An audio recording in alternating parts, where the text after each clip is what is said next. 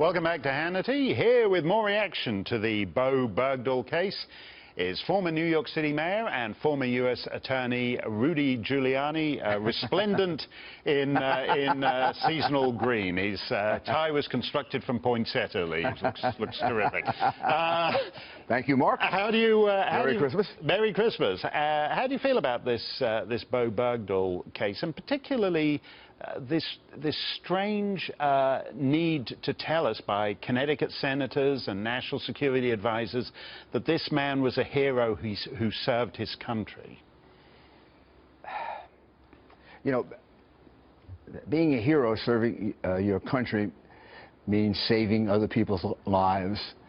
It means putting your life at risk and saving. That's why you get the Congressional Medal of Honor, the Navy Cross, or whatever. I don't want to be too harsh on Bowe Bergdahl. I don't know what's going on inside his mind, but the definition of hero would not fit. No. Only a trial, a real trial, could determine, was he a deserter or was he a person with mental illness. No, but he did put in jeopardy the lives of hundreds of American troops. There's a real question as to whether some of them didn't die as a result of trying to find him after all those years. And he disobeyed orders, which, you know, my old view of the armed forces was that in and of itself is a pretty serious offense. Right, right. And it's weird when there's so many genuine heroes doing things all over the map that we never hear about, officialdom choosing to venerate this man and make him into the idea is, here's a man who served this country. Well, okay, you know, Benedict Arnold served this country. Right.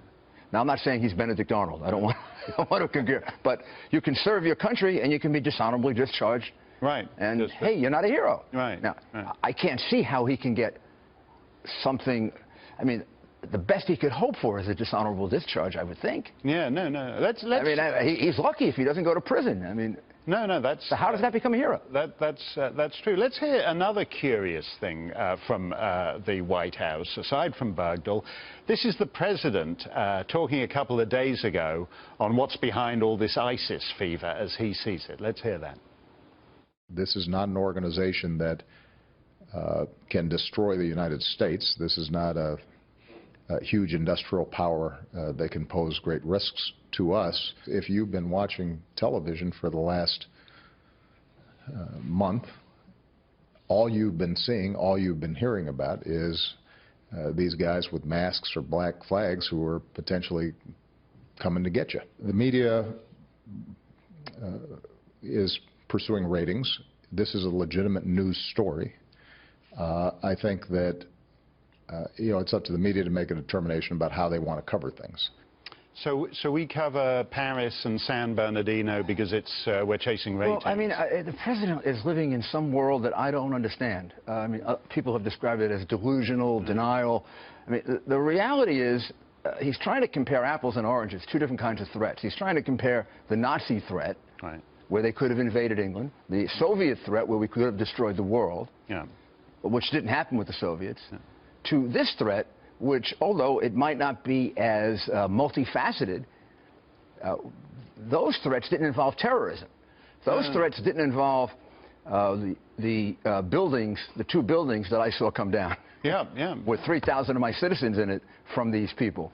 And I'd like him to go to San Bernardino and minimize ISIS and the threat of Islamic terrorism. I'd like to see him go to Paris in particular, where ISIS was directly involved. Right. Go tell the people of Paris that ISIS really isn't, you know, the Nazis were worse. Yeah, and it's changing. And we don't have to worry as much about this.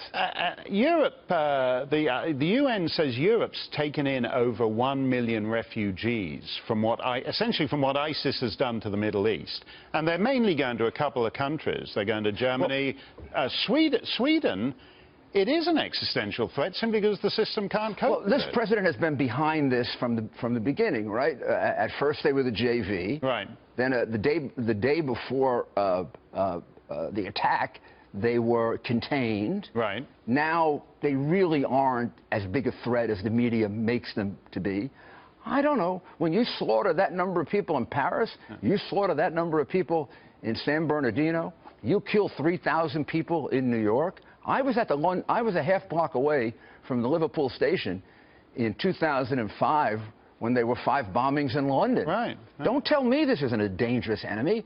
And I'll tell you, it's a complete lack of leadership. What the American people want to hear is an American president that says, I understand this threat, and I am going to get rid of it for you. And to me, the loss of any American life to terrorism is a disaster. Well, let's talk about that day you mentioned, 9/11, and leadership, because you were the face of American leadership that day, because the president and vice president were being ferried from one safe location to another.